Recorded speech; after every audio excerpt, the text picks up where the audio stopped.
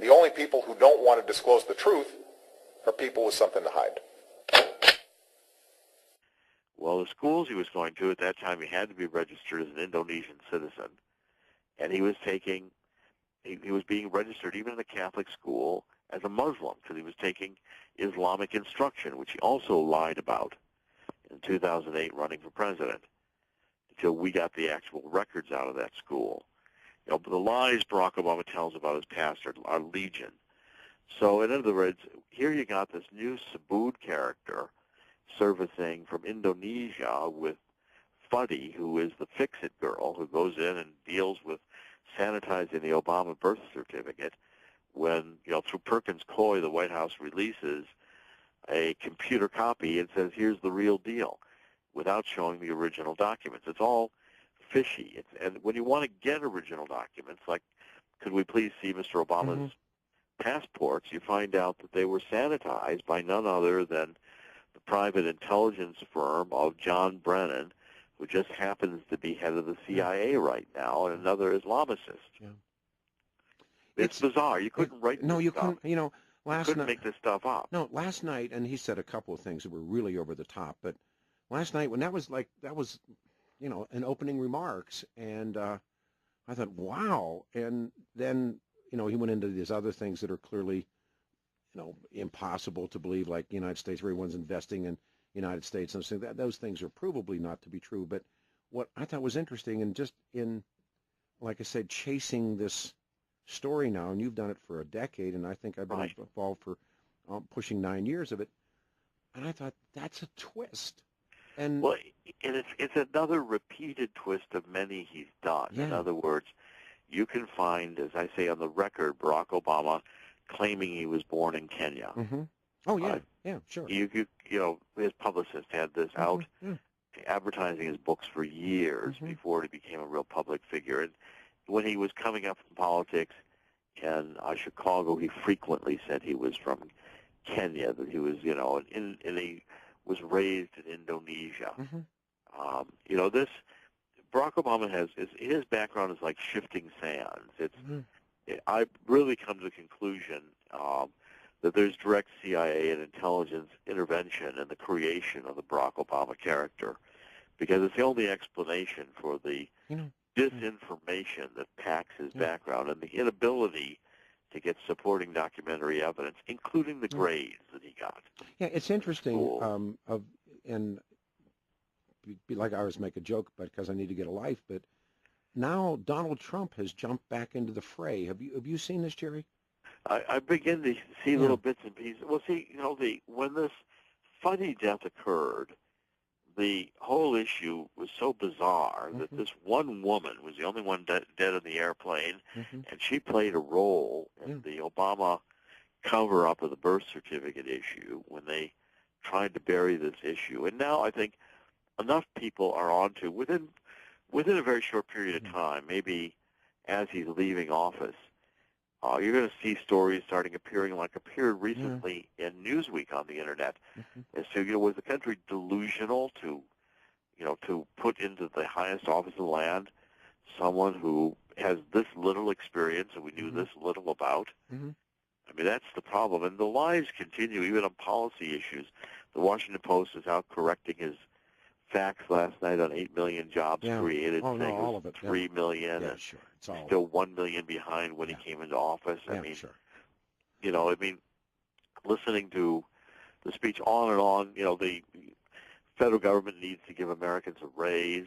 The idea that more debt is going to be actually investment. I mean, there's so much wrong with the speech. The one that I spent an hour on after the speech was over was when he said, in the first time over a decade, business leaders around the world have declared China no longer the number one place to invest. America is. And I found his source last night, and his source is a consulting firm called A.T. Kearney.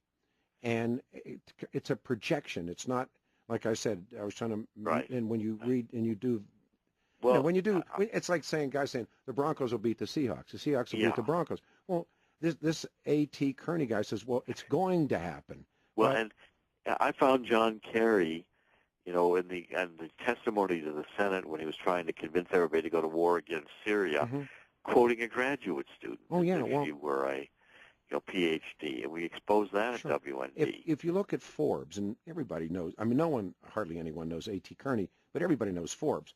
Forbes annual report, and I looked at this last night, the best country to do business in or with is Ireland.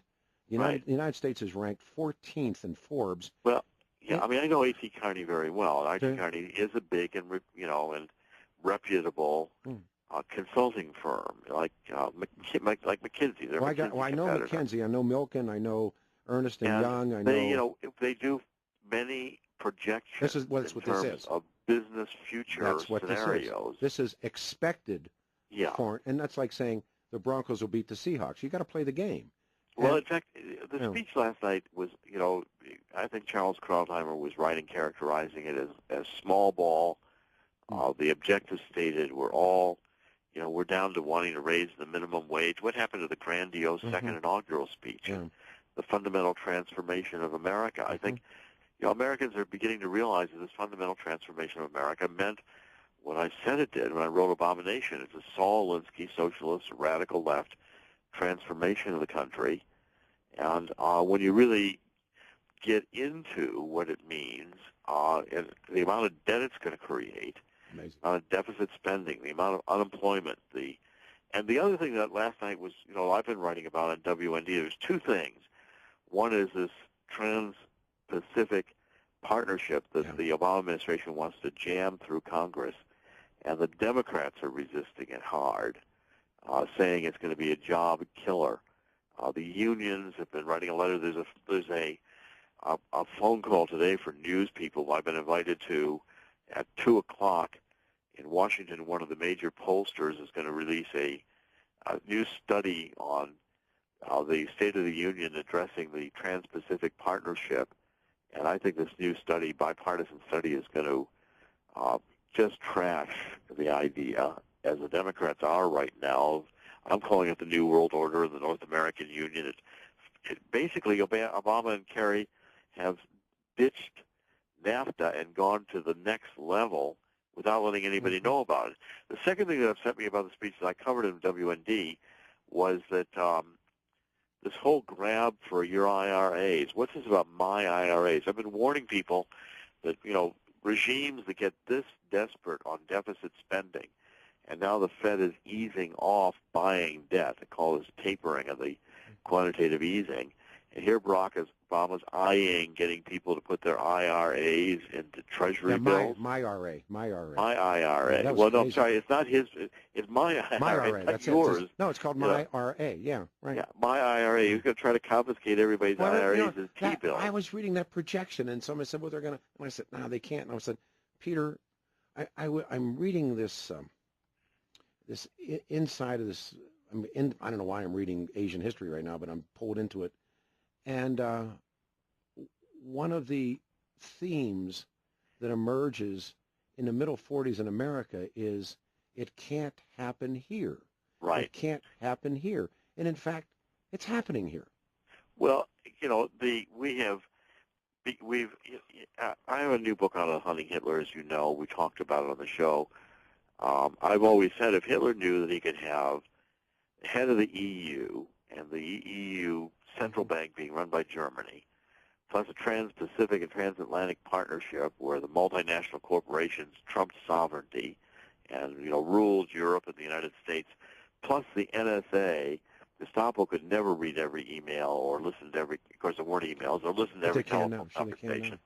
Obama, if Hitler had said this, you could have this, Mr. Hitler, he'd sign up in a minute. I mean, National Socialism was a leftist philosophy. Hitler introduced the first universal health care, and it was a combination between a corporate state as opposed to the communists who wanted to eliminate private property. It was blood and earth and, largely, many of these ideas, we've moved, I think you could have a debate whether Obama was really a Alinsky communist or more of a national socialist. Or the greatest opportunist we've seen in forever. Unfortunately, Doctor, I'm right on the line right now. That's it, Peter. but he had a nice time last night. Those nice pastels. Oh, I man. think he got that blue one maybe from John Kerry. John favors the pastel. It was just, but I thought about this, and I thought about now the story, and Well, it's all developing, and I think finally the Emperor Has No Clothes, which is something I've been writing about since 2008, is now becoming apparent to the American people. thanks, Jerry. We'll talk this week. Thank you, sir. Sure. John. The only people who don't want to disclose the truth are people with something to hide.